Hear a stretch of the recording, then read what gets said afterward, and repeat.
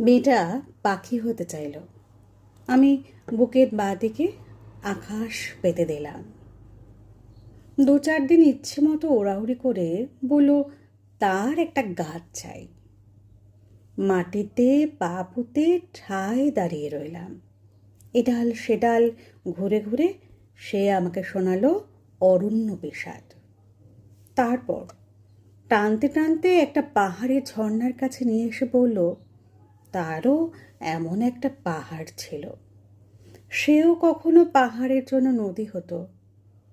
আমি ঝর্ণার দিকে তাকিয়ে মেয়েটিকে বললাম, নদী আর নারীর বয়ে যাওয়ার কোনো পাপ থাকে না।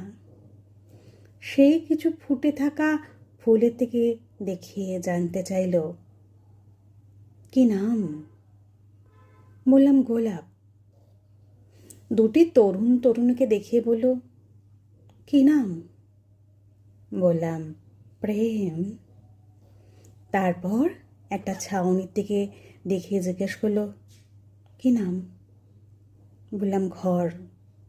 এবার সে আমাকে বলল, তুমি সকাল হতে জানো। আমি বুকের বাঁ দিকে তাকে সূর্য দেখালাম।